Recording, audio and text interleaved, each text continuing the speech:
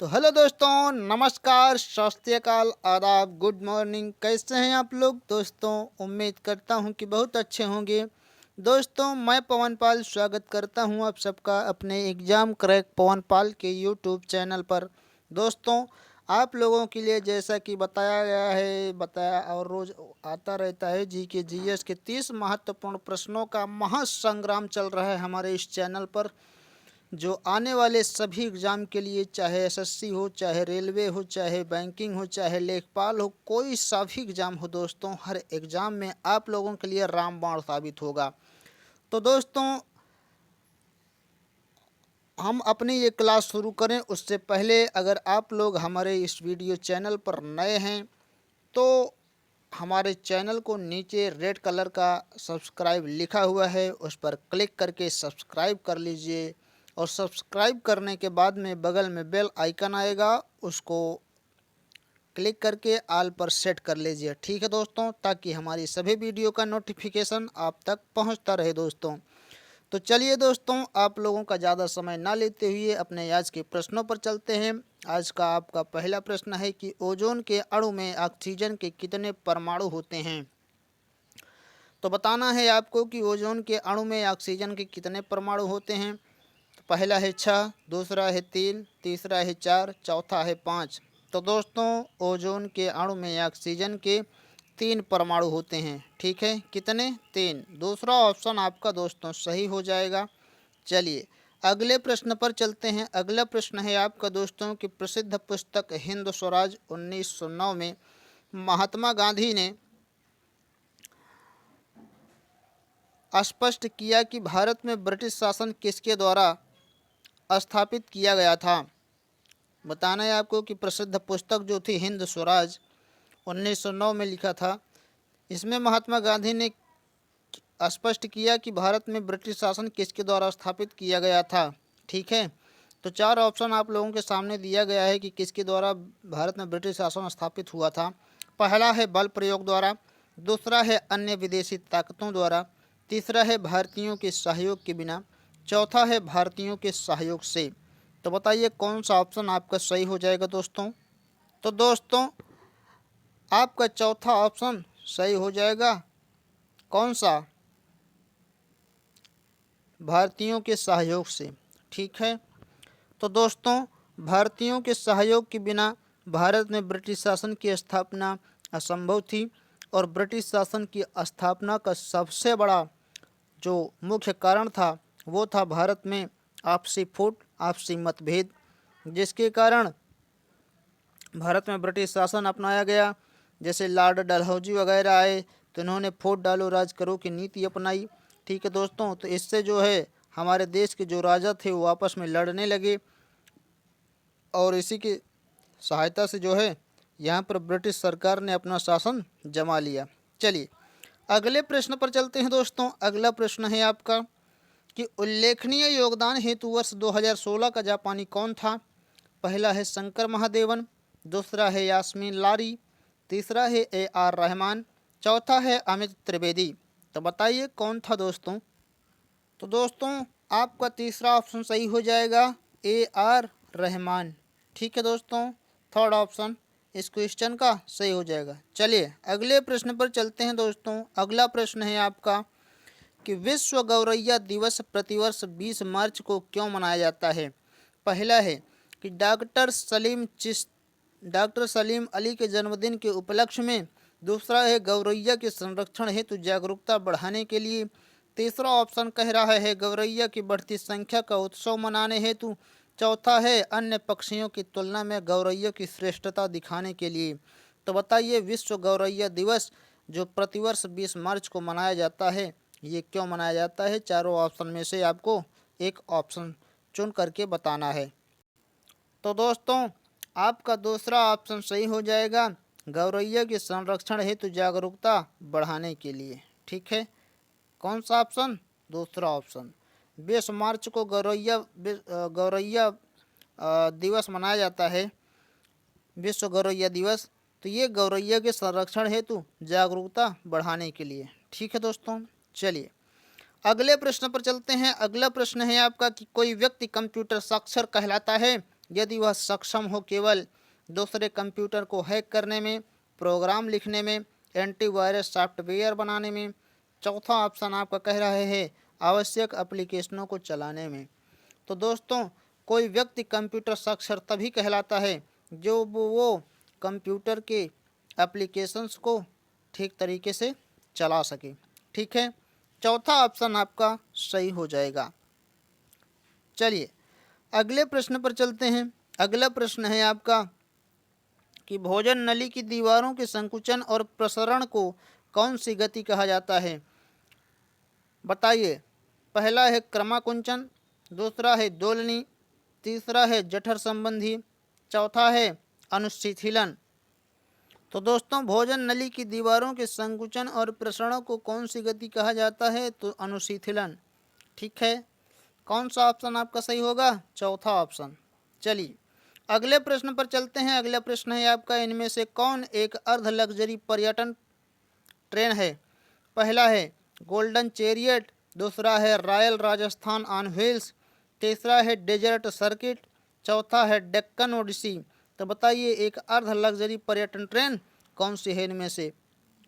तो दोस्तों, dessert circuit जो है ये एक अर्ध लग्जरी पर्यटन ट्रेन है। ठीक है, क्या है? अर्ध लग्जरी पर्यटन ट्रेन, डिजर्ट सर्किट। तीसरा ऑप्शन आपका दोस्तों सही हो जाएगा। चलिए अगले प्रश्न पर चलते हैं। अगला प्रश्न आपका कह रहा है, निम्न में से किस खिलाड़ी को वर्ष 2015 के ICC emerging player of the year पुरस्कार से सम्मानित किया गया था? पहला है जोश हेजलवुड, दूसरा है जो रूट, तीसरा है मोहम्मद शमी, चौथा है स्टीव स्मिथ। तो बताइए कौन सा ऑप्शन दोस्तों सही हो जाएगा? तो दोस्तों, आपका पहला ऑप्शन सही हो जाएगा, जोश हेजलवुड। ठीक है, कौन सा ऑप्शन? पहला ऑप्शन जोश हेजलवुड। चलिए अगले प्रश्न पर चलते हैं। अगला प्रश्न है आपका कि निम्न में से किस राज्य में प्रतिवर्ष लो सांग महोत्सव आयोजित किया जाता है? पहला है नागालैंड, दूसरा है उत्तर प्रदेश, तीसरा है उत्तराखंड, चौथा है सिक्किम। तो बताइए दोस्तों कौन सा ऑप्शन सही हो जाएगा? दोस्तों, हमारे आंसर देने के पहले आप लोग कोशिश कीजिए कि आप लोग आंसर दे दीजिए। ठीक है, क्यों? क्योंकि दोस्तों अगर ये क्वेश्चंस जो है आप सही कर लेते हैं तब तो बहुत अच्छी बात है, लेकिन अगर गलत कर रहे हैं तो आपके दिमाग में ये चीज़ और जल्दी फीड होती है। ठीक है, वो क्वेश्चन वो आंसर और ही तीव्र गति से फीड हो जाता है कि हमने इसका गलत आंसर दिया था। ठीक है दोस्तों, तो दोस्तों बताइए इसका आंसर कौन सा हो जाएगा? दोस्तों, प्रतिवर्ष लोसांग महोत्सव जो है वो सिक्किम में मनाया जाता है। ठीक है, कहाँ? सिक्किम में। चलिए अगले प्रश्न पर चलते हैं। अगला प्रश्न है आपका कि भारत के संविधान के अनुसार निम्नलिखित में से कौन सा नागरिकों का मौलिक कर्तव्य नहीं है? पहला है उन महान आदर्शों पर गर्व करना और उनका पालन करना जिन्होंने स्वतंत्रता प्राप्ति के लिए हमारे राष्ट्रीय संघर्ष को प्रेरित किया। दूसरा ऑप्शन आपका कह रहा है कि सार्वजनिक संपत्ति की रक्षा करना और हिंसा का परित्याग करना। तीसरा ऑप्शन कह रहा है कि आम चुनाव में मतदान करना। चौथा ऑप्शन आपका कह रहा है कि अपने मिश्रित संस्कृति की समृद्ध विरासत को मान देना और उसकी रक्षा करना। तो कौन सा ऑप्शन आपका मौलिक कर्तव्य नहीं है? बस हमें यही बताना है। तो बता दीजिए दोस्तों, आम चुनाव में मतदान करना। ठीक है, कौन सा? आम चुनाव में मतदान करना। यही जो है हमारे मौलिक कर्तव्य से अलग है। ठीक है, चलिए अगले प्रश्न पर चलते हैं। अगला प्रश्न है आपका कि रासायनिक हथियार निषेध संगठन OPCW का मुख्यालय कहाँ है? पहला है डेनमार्क, दूसरा है नीदरलैंड्स, तीसरा है स्वीडन, चौथा है स्विट्जरलैंड। तो बताइए कि रासायनिक हथियार निषेध संगठन का मुख्यालय कहाँ पे है दोस्तों? तो दोस्तों वो स्थान है नीदरलैंड्स में। ठीक है, दूसरा ऑप्शन आपका दोस्तों सही हो जाएगा, नीदरलैंड्स। चलिए अगले प्रश्न पर चलते हैं दोस्तों। जोरों शोरों से तैयारी शुरू कर दीजिए क्योंकि NTPC CBT 2 और RRB ग्रुप डी का एग्ज़ाम बहुत ही जल्द होने वाला है आपका। तो आपका अगला ऑप्शन प्रश्न कह रहा है कि पृथ्वी की सतह से क्रमशः ऊपर जाते हुए वातावरण की परतों का क्रम क्या है? देखिए क्रम बताना है हमें पृथ्वी की सतह से ऊपर जाते हुए हमारे वातावरण की परतों का।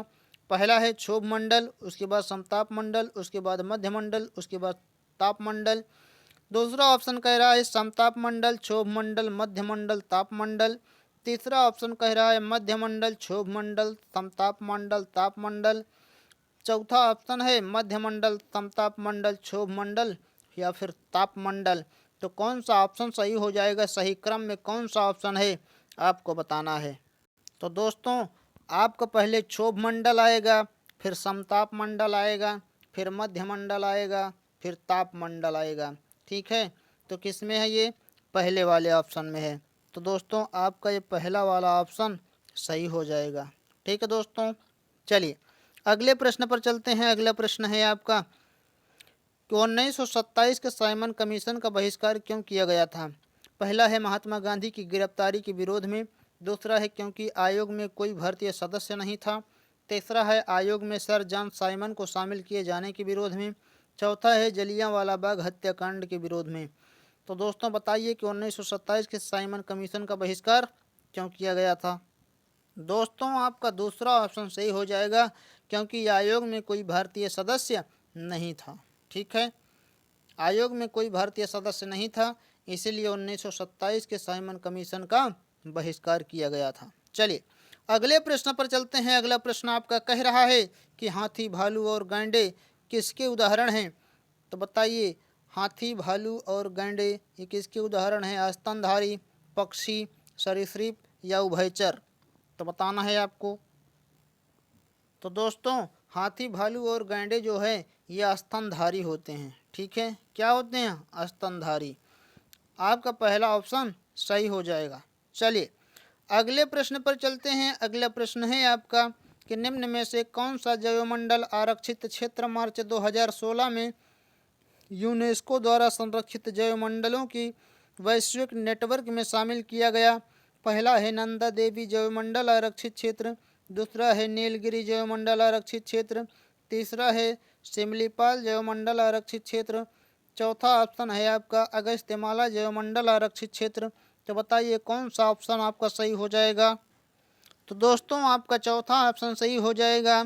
अगस्त्यमाला जैवमंडल आरक्षित क्षेत्र जो है ये 2016 में यूनेस्को द्वारा संरक्षित जैवमंडलों के वैश्विक नेटवर्क में शामिल किया गया था।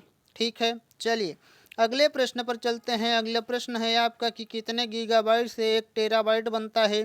पहला है 128, दूसरा है 16, तीसरा है 256, चौथा है 1024। तो बताइए कौन सा ऑप्शन आपका सही हो जाएगा दोस्तों। तो दोस्तों आपका चौथा ऑप्शन सही हो जाएगा। 1024 गीगाबाइट से 1 टेराबाइट बनता है। ठीक है, गीगाबाइट का मतलब दोस्तों जीबी होता है, जीबी का ही फुल फॉर्म गीगाबाइट होता है, और टेराबाइट जो है वो टीबी होता है दोस्तों, टीबी का जो है फुल फॉर्म टेराबाइट होता है। ठीक है, चलिए अगले प्रश्न पर चलते हैं। अगला प्रश्न है आपका कि यूएनएचसीआर किसका संक्षिप्त रूप है। यूएनएचसीआर किसका संक्षिप्त रूप है हमें बताना है। पहला है United Nations human capital research, दूसरा है United Nations humanity committee for refugees, तीसरा ऑप्शन है United Nations high commissioner for refugees, चौथा ऑप्शन है United Nations humanity commission for refugees. कौन सा ऑप्शन सही हो जाएगा आपको बताना है। तो दोस्तों तीसरा ऑप्शन आपका सही हो जाएगा, United Nations high commissioner for refugees. ठीक है, कौन सा ऑप्शन, तीसरा ऑप्शन। यूएनएचसीआर का संक्षिप्त रूप किसका संक्षिप्त रूप है, तो United Nations high commissioner for refugees. चलिए अगले प्रश्न पर चलते हैं बहुत ही तेजी से कि रेलवे बजट 2016 के अनुसार आर्थिक अधिक आरामदायक यात्रा के लिए स्मार्ट कोच प्रस्तावित किए गए। स्मार्ट कोच का इस संदर्भ में क्या अर्थ है।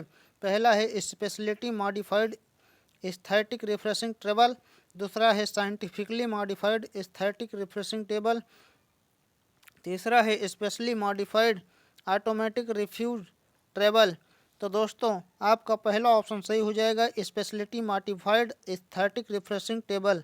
ठीक है, आपका पहला ऑप्शन दोस्तों सही हो जाएगा। चलिए अगले प्रश्न पर चलते हैं। अगला प्रश्न है आपका कि निम्नलिखित के बीच समानता ढूंढें।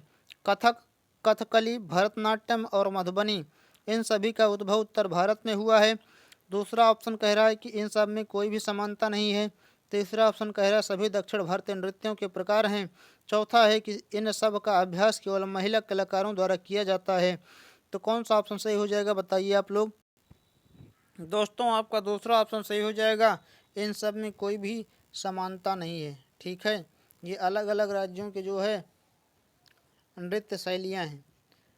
ठीक दोस्तों, चलिए अगले प्रश्न पर चलते हैं। अगला प्रश्न है आपका कि निम्न में से कौन सा कथन सीधी सड़क पर एक समान त्वरण से चलने वाली कार के लिए सही है। कार का त्वरण शून्य है, कार का वेग लगातार बदल रहा है, कार का त्वरण लगातार बदल रहा है, कार का वेग शून्य है। तो बताइए कौन सा ऑप्शन आपका सही हो जाएगा। तो दोस्तों क्वेश्चन एक बार और देख लीजिए। निम्न में से कौन सा कथन सीधी सड़क पर एक समान त्वरण से चलने वाली कार के लिए सही है। तो दोस्तों आपका दूसरा ऑप्शन सही हो जाएगा। कार का वेग लगातार बदल रहा है। ठीक है, जब त्वरण समान है तो वेग बदल रहा है।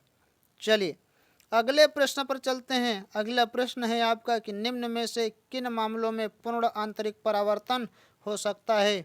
जब आपतन कोण क्रांति कोण से अधिक है, जब प्रकाश प्रवेश करे। ठीक है, निम्न में से किन मामलों में पूर्ण आंतरिक परावर्तन हो सकता है जब प्रकाश प्रवेश करे। किसमें प्रवेश करे। पहला है शीशे से हीरे में, दूसरा है हवा से पानी में, तीसरा है हवा से शीशे में, चौथा ऑप्शन कह रहा है हीरा से हवा में। तो कौन सा ऑप्शन आपका सही हो जाएगा दोस्तों, बताना है। तो दोस्तों पूर्ण आंतरिक परावर्तन कब होता है, जब प्रकाश हीरा से हवा में प्रवेश करे। ठीक है,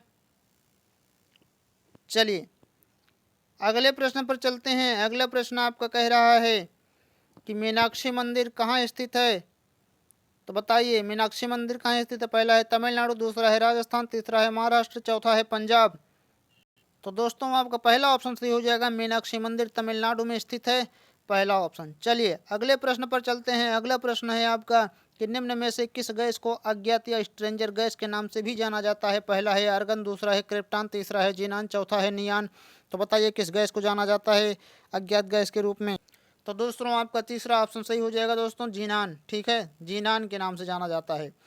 अज्ञात गैस के नाम से किसको जाना जाता है, जीनान को। चलिए अगले प्रश्न पर चलते हैं। अगला प्रश्न है आपका कि निम्न में से किस देश ने दिसंबर 2015 में अपना पहला आतंकवाद विरोधी कानून पारित किया। पहला है ऑस्ट्रेलिया, दूसरा है भारत, तीसरा है सीरिया, चौथा है चीन। तो बताइए कौन सा देश सही हो जाएगा। तो दोस्तों आपका चौथा ऑप्शन सही हो जाएगा, चीन ने। ठीक है, चीन ने 2015 दिसंबर में अपना पहला आतंकवाद विरोधी कानून पारित किया था। चलिए अगले प्रश्न पर चलते हैं। अगला प्रश्न आपका कह रहा है कि कौन सा एक सॉफ्टवेयर कोड है जो सॉफ्टवेयर प्रोग्राम इंस्टॉल करने के बाद उस प्रोग्राम से जुड़ी किसी समस्या को ठीक करने के लिए प्रयुक्त हो सकता है। पहला है ट्यूटोरियल, दूसरा है वर्जन, तीसरा है पैच, चौथा है फैक। दोस्तों वो ऑप्शन है आपका पैच। ठीक है, तीसरा ऑप्शन पैच। चलिए अगले प्रश्न पर चलते हैं। अगला प्रश्न आपका कह रहा है कि सविनय अवज्ञा आंदोलन का पहला चरण नमक सत्याग्रह था जो 1930 में कहाँ से महात्मा गांधी की अत्यंत लंबी पदयात्रा के साथ आरंभ हुआ। पहला है दांडी, दूसरा है साबरमती, तीसरा है मुंबई, चौथा है दिल्ली। तो बताइए कहाँ से आरंभ हुआ था। तो दोस्तों वो आपका साबरमती से आरंभ हुआ था। ठीक है, कहाँ से, साबरमती से। चलिए अगले प्रश्न पर चलते हैं। अगला प्रश्न आपका क्या कह रहा है। अगला प्रश्न कह रहा है कि भारतीय रिजर्व बैंक द्वारा अब तक मुद्रित नोटों के उच्चतम मूल्य का नोट कौन सा है। बताइए भारतीय रिजर्व बैंक द्वारा अब तक मुद्रित नोटों में उच्चतम मूल्य का नोट कौन सा है, यानी कि सबसे हाईएस्ट जो नोट भारतीय रिजर्व बैंक की छापी गई है वो कौन सी है। बताइए पहला है 1 लाख, दूसरा है 10,000, तीसरा है 1,000, चौथा है 5,000। तो कौन सा ऑप्शन आपका सही हो जाएगा, बताना है दोस्तों। तो दोस्तों वो है 10,000। ठीक है, कौन सा है, 10,000। सेकंड ऑप्शन आपका सही हो जाएगा। 10,000 अब तक सबसे हाईएस्ट छपी नोट आरबीआई के द्वारा है। चलिए अगले प्रश्न पर चलते हैं। अगला प्रश्न आपका कह रहा है कि रेल बजट 2016 में भारतीय रेल के लिए रणनीति के स्तंभ के रूप में निम्न में से किसका नहीं है। रेल बजट 2016 में भारतीय रेल के लिए रणनीति के स्तंभ में निम्न में से किसका उल्लेख नहीं है? पहला है नव संरचना, दूसरा है नव अर्जन, तीसरा है नव निर्माण, चौथा है नव मानक। तो बताइए कौन सा ऑप्शन सही हो जाएगा? तो दोस्तों आपका तीसरा ऑप्शन सही हो जाएगा, नव निर्माण। ठीक है, नव निर्माण। चलिए अगले प्रश्न पर चलते हैं। अगला प्रश्न है आपका कि खाद्य श्रृंखला में निम्न में से किसकी आबादी सबसे अधिक है? पहला है उत्पादक, दूसरा है प्राथमिक उपभोक्ता, तीसरा है अपघटक, चौथा है द्वितीयक उपभोक्ता। तो बताइए खाद्य श्रृंखला में सबसे अधिक आबादी किसकी है? तो दोस्तों खाद्य श्रृंखला में सबसे अधिक आबादी उत्पादक की होती है। ठीक है, जो उत्पाद करता है।